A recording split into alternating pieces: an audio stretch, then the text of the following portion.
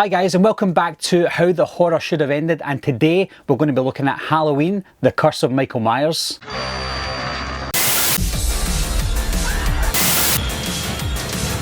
Everybody's a suspect! Coming to get you, Bobber. Wolfman's got Nards! Now, this is a tricky one because we have two endings and two different versions of The Curse of Michael Myers. But what we're going to do is we're going to talk about the one that they think or they thought that they fixed, and that is the theatrical cut, because we had the producer's cut. They watched that back in 1995 and they decided to scrap that and bring out the theatrical cut. So forget the director's cut, the producer's cut. We're only going to be talking about the theatrical cut because this is the cut that they believed that they fixed. So I'm going to be looking into this one and think what I could do to change the theatrical cut. And before we talk about the theatrical cut, if I can quickly just say something about the producer's cut or the director's cut or whatever it is, that the scene at the end of the producer's cut with the Thorn going into Dr. Loomis, that was batshit crazy. That ties in more to the Thorn trilogy, obviously, or the Thorn storyline, than the ending that we eventually got. But for us to see it ending like that in the producer's cut with the Thorn curse going into Dr. Loomis, that's just ridiculous. It's probably the worst ending, even worse than Halloween 5's ending, but that's probably the worst ending you could possibly have for a Halloween movie, especially when you think back to the ending of Halloween 1. Look at the end of that compared to the end of the producer's cut of The Curse of Michael Myers. If that was the only ending that they filmed, I wouldn't have a clue on where to begin on how I would change the ending of The Curse of Michael Myers. You just couldn't do it. So luckily we did get a change, but it still wasn't anything great. It's more along the traditional lines of an ending of a Halloween movie, which was better, but at least it's something we could get on board with. After 90 minutes of ridiculousness, we had a somewhat entertaining end to The Curse of Michael Myers. We had Tommy versus Michael Myers. After all these years, Tommy's back and he's fighting Michael. So I actually enjoyed that part.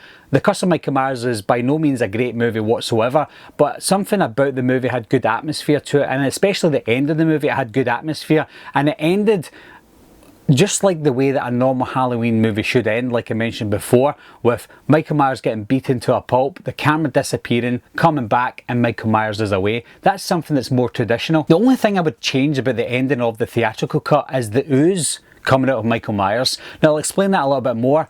When I was younger and I watched this film and he was getting beaten to a pulp and all this green style ooze was coming out of him, I thought, oh, he's definitely not human. I know that he wasn't supposed to be completely human in this movie anyway because of the Thorn curse, but when all that green stuff started coming out of him, I thought, is this like Jason Voorhees? I just didn't quite understand it.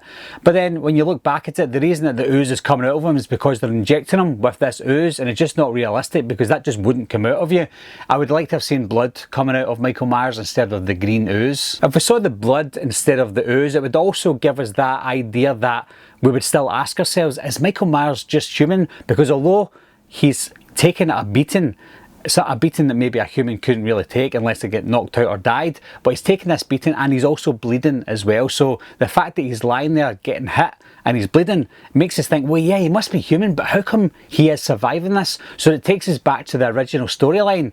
Is Michael Myers human? Well, probably yes, but it gives us that mystery to it because he's doing things and taking beatings that a normal human can't take. And when it comes to Michael disappearing, if he didn't disappear in The Curse of Michael Myers, the theatrical cut, that's something that I would have put in as a fix to the ending. So as bad as the movie was, I actually wouldn't fix too much. The only thing, like I said, the only thing I would really fix about the theatrical cut is remove the ooze and just put in the blood instead. One thing I forgot to mention, guys, when I did see the ooze coming out of him, it took me back to Halloween 3 with the robots.